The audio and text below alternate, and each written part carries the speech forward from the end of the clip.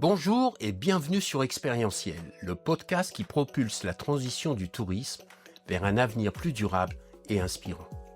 Ici, on parle d'un tourisme qui bouge, qui innove. Vous vous demandez comment transformer le tourisme pour en faire un vrai moteur de changement positif, plein de sens et d'opportunités? Vous êtes au bon endroit. On va à la rencontre de celles et ceux qui font bouger les lignes. Des pros passionnés, des jeunes qui osent, des experts qui bousculent les idées reçues, tous unis par un même objectif, rendre le tourisme plus responsable, plus inspirant. Ici, on met en lumière des actions concrètes et des initiatives qui changent la donne. Que vous soyez acteur du tourisme, étudiant ou juste curieux, ce podcast est fait pour vous. Alors inspirez-vous, osez agir et embarquez avec nous dans cette aventure. Je suis François Huette, fondateur d'Expérientiel Production. Ma mission, mettre en avant celles et ceux qui réinventent le tourisme et le monde de l'entreprise avec des podcasts écoactifs. Allez, installez-vous bien, prenez une grande inspiration et c'est parti pour l'interview du jour. Dans cet épisode, je vous emmène avec des étudiants de l'école de tourisme Tunon-Marseille à la découverte d'une forme d'hébergement alternative, l'auberge de jeunesse QG Marseille. Située dans les quartiers nord de Marseille, souvent stigmatisée par une mauvaise image, cette auberge incarne une vision différente et inspirante de l'hospitalité. Mon objectif est d'ouvrir les horizons de ces étudiants en leur montrant qu'il est possible de s'engager localement dans l'hôtellerie, que ce soit en tant que citoyen, salarié, dirigeant ou porteur de projet à impact positif. Ensemble, nous allons échanger avec Charlotte, la fondatrice du QG Marseille, qui partagera son parcours, ses motivations et les valeurs qui animent son projet.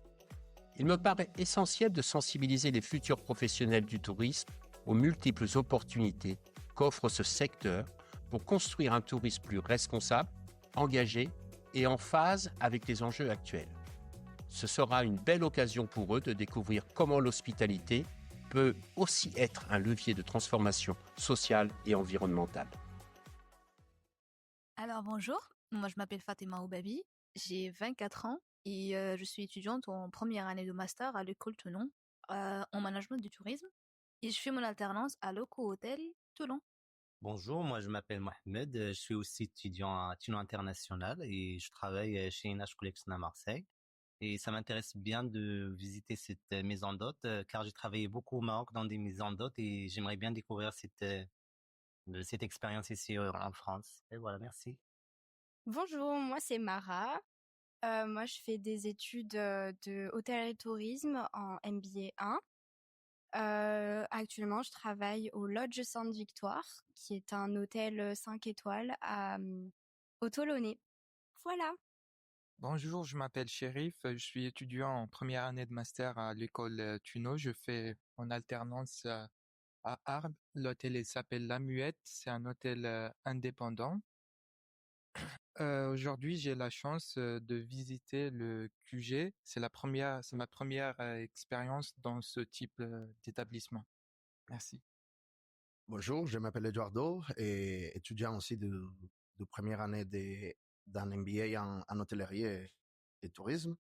Et je viens du Panama et c'est très intéressant de venir découvrir ces concepts. Bonjour, je suis Justine. Je suis également étudiante en MBA 1 hôtellerie tourisme.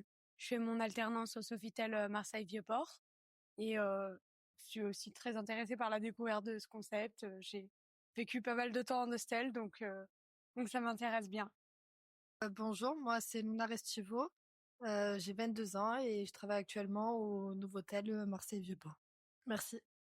Bonjour, moi c'est Simon Maton.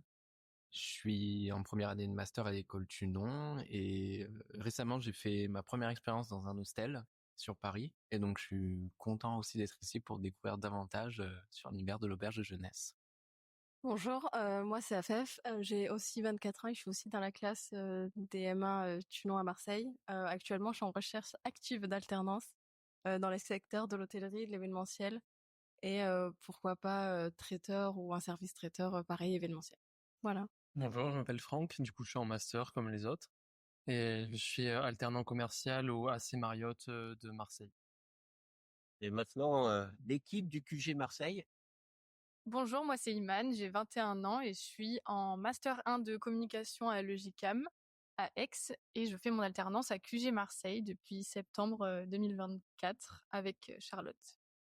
Bonjour, je m'appelle Charlotte, j'ai 44 ans, je suis franco-allemande et je gère QG Marseille qui a ouvert ses portes en février 2024, c'est-à-dire il y a presque un an. Merci beaucoup. Nous, Charlotte et Iman, vous allez nous faire une présentation du lieu. Et puis ensuite, on se retrouve pour des questions. Voilà, à tout de suite. Bien, merci Charlotte, merci Iman pour cette présentation du QG Marseille, une auberge de jeunesse dans les quartiers nord de Marseille. Je pense que ce qui serait intéressant maintenant, c'est de demander aux étudiants, est-ce que vous avez des questions pour Charlotte et Iman? Comment est-ce que vous êtes passé de l'idée de ce lieu à sa concrétisation? Par les partenariats, vous avez dit que il y avait certaines compétences ou des choses, c'est nouveau, donc on sait pas forcément par où commencer, comment s'y prendre. J'ai commencé quand j'ai réfléchi à mon projet. Pour moi, quand on monte un projet, on part de tout ce qui est possible. Et il faut savoir aussi que j'ai une casquette où j'ai fait du coaching communication. Donc, j'ai amené des personnes en politique à gérer tout leur aspect communication, donc relations presse et communication. Donc, j'ai fait la même chose avec eux et je me suis appliqué ma méthode à moi-même, à savoir, et ça, je vous recommande de le faire même pour des petites choses, à savoir de se poser la question sans savoir ce qui est possible et impossible, mais de savoir qu'est-ce que j'aime bien, qu'est-ce que je n'aime pas, qu'est-ce que je sais faire, qu'est-ce que je ne sais pas faire. Et les choses que vous aimez ne seront pas forcément les choses que vous savez faire. Les choses que vous n'aimez pas ne sont pas forcément les choses que vous n'aimez pas faire. Donc, il y a tout le cursus de l'apprentissage. Et c'est un modèle qui fonctionne en croix, que j'ai appliqué à moi-même pour identifier mes points forts, mes points faibles, et ensuite de voir le domaine du possible. Ensuite, je me suis fait entourer parce que tu as la recherche d'un lieu. Donc, il faut que ce soit... j'ai un côté très pragmatique qui correspond peut-être à ma casquette allemande. C'est-à-dire que pour monter le projet, j'avais des critères. Je réside moi-même dans les quartiers nord. Je fais du vélo. Je ne fais que du vélo. Pauvre Iman, elle en souffre. Donc, le lieu devait être à maximum 10 minutes en coup de pédale. Donc, j'ai épluché le cadastre pour savoir quel lieu était disponible à 10 minutes de coup de pédale. Je voulais un extérieur puisqu'on a une fibre écologique et qu'on veut ramener la nature et tout ce qui est l'aspect potager dans le quotidien. Donc, il fallait un extérieur. Et horrible pour la cyclotte que je suis, il me fallait un parking. Avoir une place de parking par chambre, sachant que le parking est quasiment vide puisque beaucoup de gens viennent en train. Mais ça faisait partie des incontournables. Donc, pour monter un projet, j'ai déjà regardé tous les incontournables qui existaient pour déjà trouver le lieu de réalisation qui corresponde au quotidien. Et ensuite, j'ai réalisé... Enfin non, avant de faire ça, j'avais aussi fait toute une étude de marché, etc., un business plan pour que le projet soit viable. Donc, je savais exactement le nombre de chambres qui étaient possibles, la typologie du lieu que je recherchais. Moi, j'aimerais savoir, c'était quoi les retombées après avoir intégré les quartiers nord dans la carte touristique de Marseille pour QG Marseille. C'était quoi l'avant et après? Je me suis aussi posé la question de savoir quel allait être l'impact d'ouvrir une auberge de jeunesse dans les quartiers nord. Si j'avais ouvert une auberge de jeunesse dans les quartiers sud, j'aurais pas eu autant de couverture presse. Donc le fait d'ouvrir une auberge de jeunesse dans les quartiers nord et de le dire haut et fort, ça permet d'avoir de la visibilité. De toute façon, l'étiquette quartier nord, elle existe. La question c'est, qu'est-ce qu'on en fait? Et moi, j'ai décidé de m'en emparer, puisque je vous l'ai dit, j'habite moi-même dans les quartiers nord, mais apparemment, je ne corresponds pas à ce qu'on attend des quartiers nord. Pourtant, j'y habite. Donc, je suis aussi quartier nord. Mais on me pose la question, c'est comment les quartiers nord? Les gens, il y a deux sortes de personnes, de voyageurs et de voyageuses qui viennent à l'auberge. Les personnes qui viennent de l'étranger. Elles prennent la carte, elles voient, QG Marseille, c'est pas loin du centre. On peut se garer. Il y a le métro, il y a les bus. Il y a un jardin. C'est un produit rare. Vous avez le calme, le jardin, et vous avez 3-4 bus qui vous emmènent au centre où vous allez au métro à pied. C'est pratique pour faire des vacances. Les étrangers n'ont aucun a priori. Ils n'ont pas la même couverture, ils sont pas soumis à la même couverture médiatique que les Français. Les Français ou les Françaises ont souvent une petite question. Ça va, c'est pas trop dangereux ici? Je peux rentrer le soir tranquille? Donc il y a bien un impact des médias, de l'image des quartiers nord, mais elle est nationale. Là, il y a toute une campagne qui se met en place, qui existe régulièrement, mais qui se met en place pour changer l'image des quartiers nord. Moi, je fais partie des gens qui disent oui, quartier nord, c'est nous. Quartier nord, c'est comme ça. Venez vous faire vous-même votre impression. En fait, il y a plein de choses dans les quartiers nord. Je vous rappelle que le quartier nord, c'est la moitié de la ville. Panier, c'est quartier nord. Joliette, c'est quartier nord. Ceux qui sont sortis dans les quartiers nord, je ne sais pas où vous avez été, mais la Cité des Arts de la Rue. Il y a des super fêtes là-bas. Quartier nord. Hélène, tu es la cliente la plus loyale depuis l'ouverture de QG Marseille. Oui. Qu'est-ce qui te pousse? Tu es bretonne. Qu'est-ce qui te pousse à revenir combien de fois? 4 fois? C'est la 4e fois, ouais. En Alors, un an. fallait pas dire que j'étais bretonne parce qu'en fait, j'y tiens pas particulièrement. Vraiment pas du tout. Mais tu vis en Bretagne, Oui, par hasard. par hasard. Par hasard. Et ça fait 4 fois que tu viens à Marseille, au QG Marseille. Ouais. Pourquoi? Qu'est-ce qui t'attire? Qu'est-ce qui Alors, t'interpelle? initialement, je suis venue parce que j'avais fait des rencontres avec des Marseillais et que je cherchais un lieu spécifiquement dans les quartiers nord. Je me retrouve un peu, mais différemment parce que moi, j'ai pas vécu et j'ai pas grandi dans les quartiers nord. Mais du coup, par les rencontres, les personnes que j'avais rencontrées qui sont sur le territoire des quartiers nord, j'avais une autre appréhension des quartiers nord que celle effectivement qui peut être véhiculée autour des règlements de compte, des stupeux, de ceci, de cela. C'était vraiment des belles rencontres et du coup, j'avais envie d'aller, que ces rencontres fassent réalité et qu'on se rencontre dans la vraie vie. Et j'ai cherché un lieu, qui ressemble à ces rencontres et ben, du coup, c'est comme ça que j'ai connu, QG Marseille, parce que je voulais pas, venir par des Airbnb ou aller dans le centre de Marseille ou dans un quartier, je voulais venir dans les quartiers nord et venir dans un quartier qui ressemblait à tout ça. Donc ça a été, la première approche et puis, bah, en fait, on a bien accroché humainement. Il y a eu une rencontre avec Charlotte qui fait que, bah, je suis revenue, je reviens et qu'à chaque fois, mon petit point d'ancrage, c'est QG Marseille.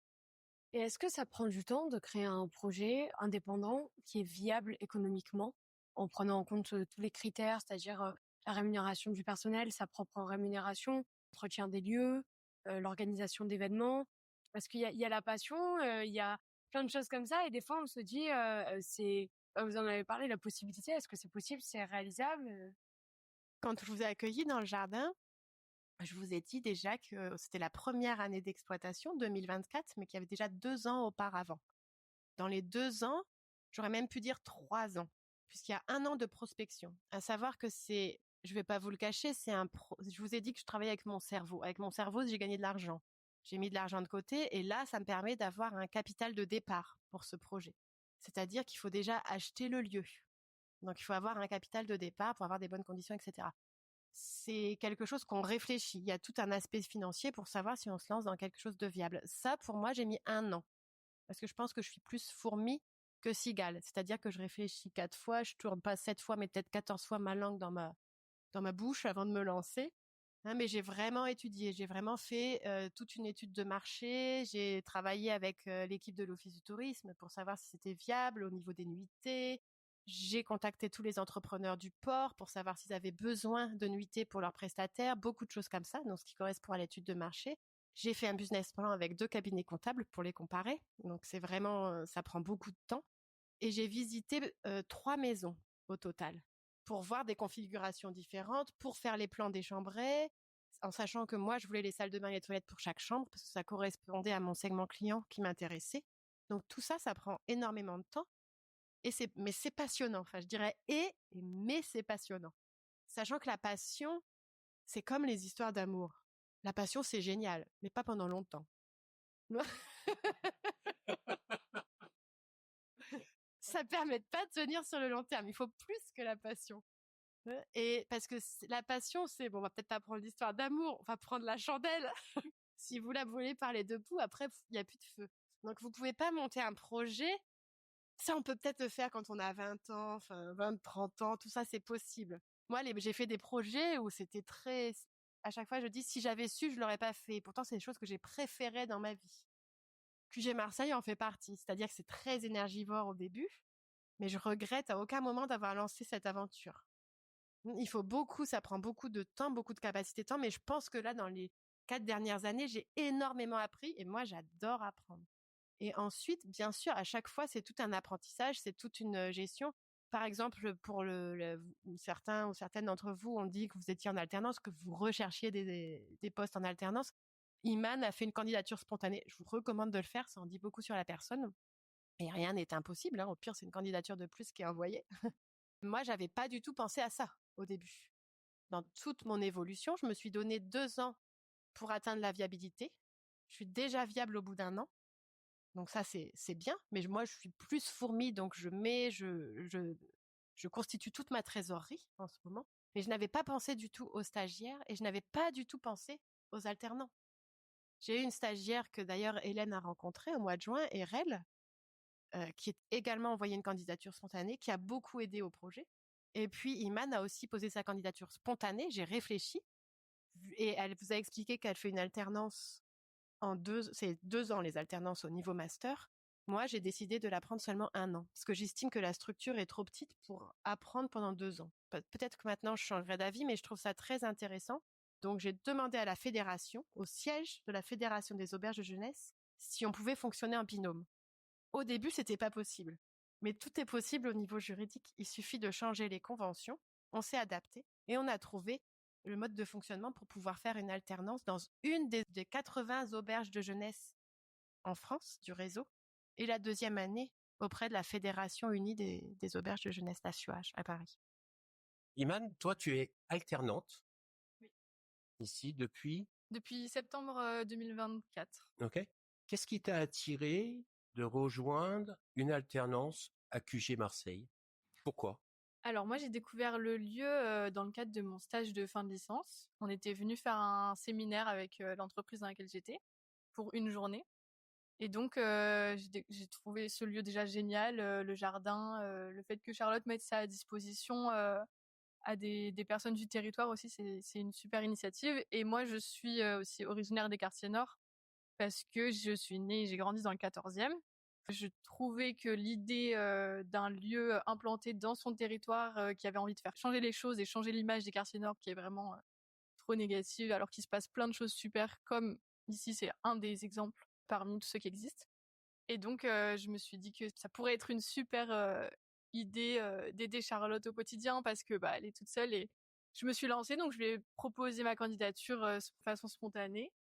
Et puis on s'est bien entendu et ça correspondait à moi la formation que j'allais faire parce que il faut quand même faire beaucoup de communication dans un lieu comme ça pour attirer des clients et faire venir du monde aux événements aussi.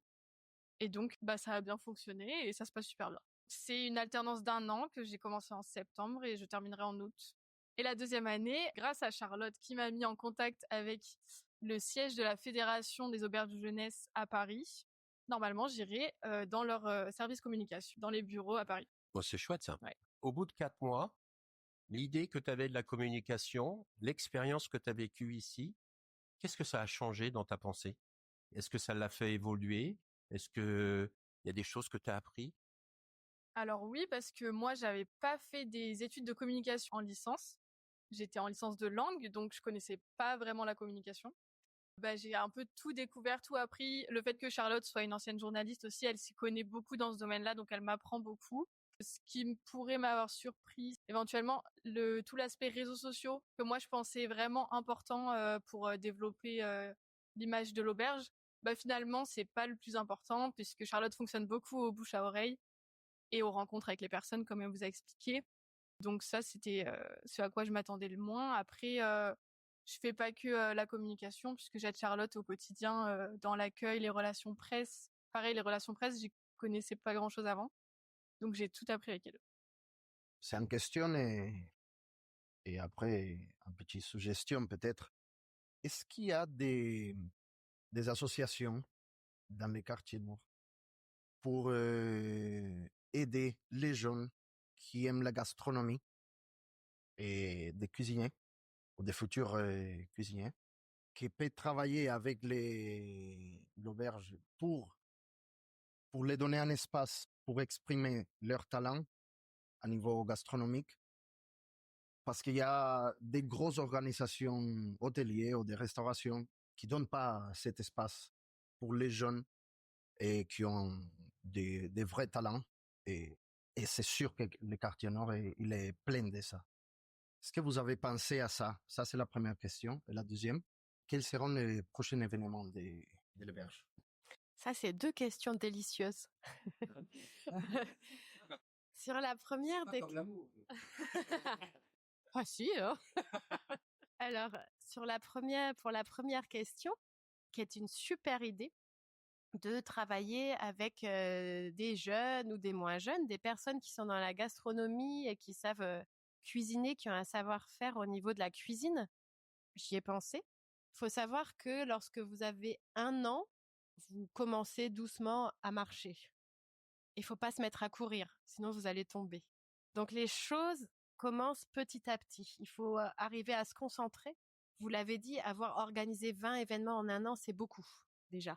Par rapport à ta question, c'est quelque chose qui prend beaucoup de temps. De mettre ça en place, on y a pensé. On a déjà identifié, on n'a aucun mérite, parce qu'on a identifié le carburateur qui touche l'auberge par le fond de la cour. Le carburateur, c'est une pépinière d'entreprise, c'est-à-dire qu'ils accueillent des porteurs de projets. Et ils accueillent beaucoup de jeunes qui ont des projets dans la gastronomie. Il y a des food trucks, il y a des traiteurs. Et on connaît nous-mêmes des traiteurs qui ont fini leur cursus en tant que porteurs de projets et qui sont maintenant des entreprises, des indépendants qui se lancent. Donc on a déjà cette idée avec le carburateur de lancer ça, de proposer des repas. La deuxième question, savoir quel sera le prochain événement, la réponse est aussi délicieuse puisque nous, on est dans l'auberge de jeunesse, on distribue aussi la MAP. Je ne sais pas si vous savez ce que c'est. C'est-à-dire que chaque semaine, dans le quartier de la Calade, c'est à côté de Saint-Louis, c'est à côté d'ici, tous les mardis, on distribue des fruits et légumes, un panier de fruits et légumes. Donc, on soutient un producteur. C'est du cirque, c'est en direct. On achète directement auprès de son producteur. Donc, il fait des fruits et des légumes.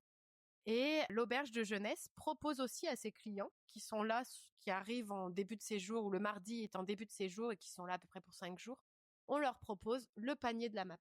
Et dans le panier de la MAP, eh bien, on a monté un événement, vous avez tous la carte postale avec la galette des rois et des reines, à savoir que on a dans les membres de la MAP, donc c'est une association, dans les membres de la MAP, on a Yvette, qui est une ancienne cuisinière à la retraite, qui a organisé ici les repas d'Yvette. Donc on a eu la daube, ceux qui connaissent, on a fait la daube et là on a demain, à partir de 16h, on a la galette des rois. Ce qui est une manière de dire la bonne année un petit peu à tout le monde. C'est justement parce que ça m'a venu une idée en tête. Je sais pas, le concept est secret dining, que c'est un concept très intéressant pour des nouveaux talents, pas pour des grosses chefs étoilés ni rien comme ça. Et ça peut supporter aussi les producteurs locaux et ça peut aider comme aux talents de la gastronomie à se projeter devant un marché qui ne permet pas justement l'entrée de ces nouveaux acteurs dans un métier super fermé comme la cuisine. Alors nous, déjà, je sais pas si les secret dining, c'est la même chose que private restaurant. Moi, je connais le mouvement private restaurant qui était issu de New York, où les restaurants étaient trop chers pour certaines personnes et certaines personnes accueillaient à domicile sur inscription. Ça date un petit peu, hein. Mais ça avait un côté underground qui était assez sympa. C'était le mouvement des private restaurants qui s'est aussi développé à Berlin. Secret dining, est-ce que tu peux m'en dire un petit peu plus si c'est ça? Basiquement la même chose, c'est ma façon de le voir. Et parce que c'est secret, c'est avec une invitation. Il n'y a pas tous les protocoles qu'il y a dans un restaurant étoilé ou dans un restaurant hyper chic. Et c'est basiquement la même chose. Oui, nous, on est prêts à jouer le jeu. Il y a quelque chose que je vous ai pas expliqué aussi, c'est que tous les événements, c'est sur initiative de plein de personnes. C'est encore une fois la force du bouche à oreille. À savoir que, par exemple, je vous ai expliqué qu'on avait observé des chauves-souris. Ça vient de... Moi, les chauves-souris, honnêtement, j'y connais rien. Je suis super nulle en chauve-souris. Donc, comment on est arrivé à faire un événement chauve-souris? C'est pas moi. C'est le bouche à oreille. C'est-à-dire que les gens savent que QG Marseille organise des événements chaque mois. Et quelqu'un d'un quartier à côté a une amie chiroptérologue. C'est pas une maladie grave, hein. C'est juste qu'elle est spécialiste en chauve-souris. C'est son métier. Et c'est vrai, cette personne, Marion Gaillot, est passionnante. après, vous êtes passionné de chauves-souris. Iman a le même virus. Elle a aussi vu Marion intervenir sur les chauves-souris. Et donc, de bouche à oreille, on a eu une intervenante qui vient nous expliquer. On a construit des nichoirs à chauves-souris. On a observé les chauves-souris avec les zonars, les machines pour écouter les chauves-souris. Voilà. Donc, à chaque fois, et ça, si vous avez soit vous-même des talents cachés ou non cachés, soit si vous connaissez des personnes, faut pas hésiter. Vous contactez QG Marseille avec votre idée. On dira oui ou on dira non. On a dit non une seule fois pour l'instant. Et c'était une idée qui était hyper drôle, mais pas réalisable. Une idée vous allez vraiment rire, c'est un spectacle pour enfants, parce qu'on a aussi pour des publics différents, un spectacle de chats. Donc des chats dressés. Pareil, j'y connais rien. Mais faut être flexible, je suis ouverte. Donc des chats qui sautent dans des cerceaux, qui rampent dans des tuyaux. Bon, ça fait beaucoup rire les enfants, et l'idée c'est d'approcher les enfants des animaux. Eh ben, j'ai dit non. Pourtant, je suis pas allergique aux chats. J'avais pas l'impression que les chats étaient maltraités dans cette histoire. C'est juste que nous, on a des chats de territoire ici. Les chats, c'est des animaux de territoire. Et c'est pas possible il y aurait sûrement eu un conflit de territoire avec des nouveaux chats qui arrivent et les chats qui sont ici et qui sont libres, voilà. Donc j'ai dit non. Mais c'est la seule chose à laquelle on a dit non. Ce qui explique qu'on ait fait 20 événements. Hein, il y a des événements. D'ailleurs, le prochain événement est un événement qui aura lieu le 5 février. Un cours de dessin par une illustratrice, Elisabeth Herrel, qui a illustré toutes nos recettes. On en a fait plusieurs. On a 4 cartes postales qui sont illustrées par elle. Et elle a proposé de donner un cours de dessin le 5 février qui est ouvert à tout niveau pour inciter, et c'est là qu'on voit la synergie, à tirer le portrait de la 500e personne. Donc, les résultats de son cours de dessin seront affichés dans l'auberge et pourront donner une petite émulation pour le portrait.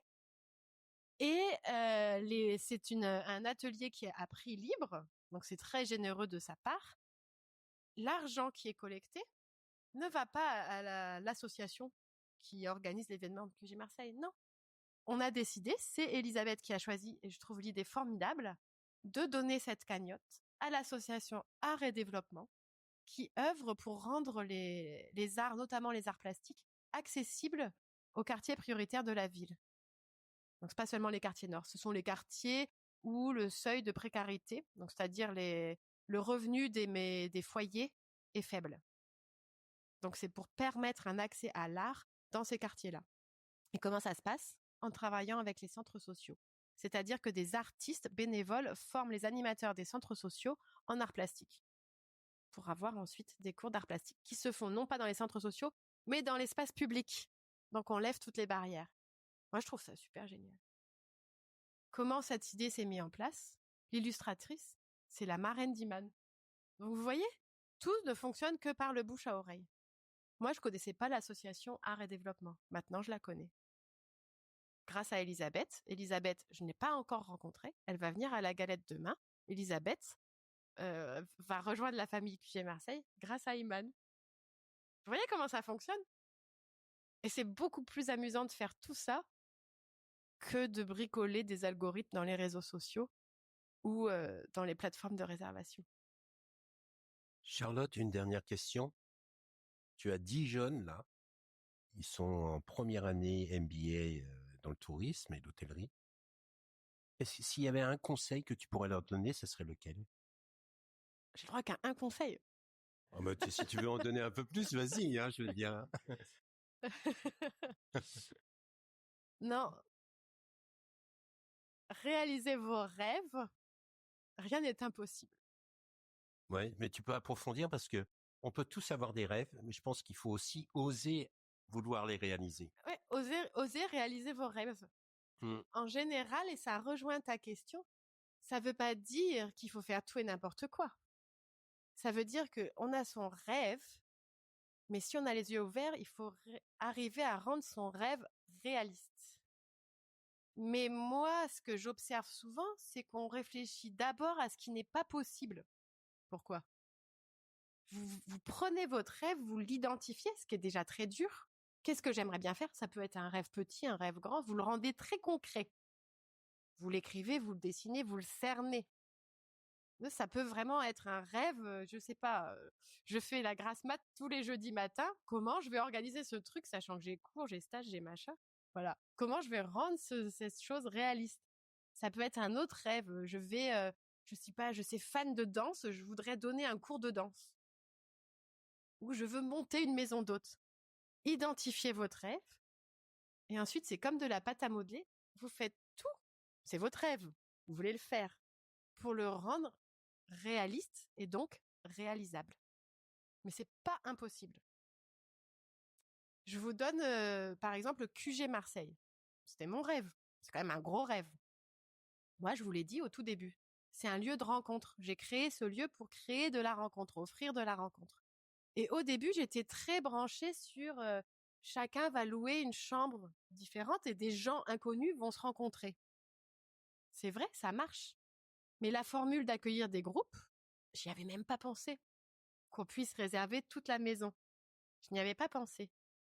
Ça marche de créer de la rencontre. Si vous prenez le groupe et que vous le sortez de l'auberge et que vous lui faites découvrir son environnement.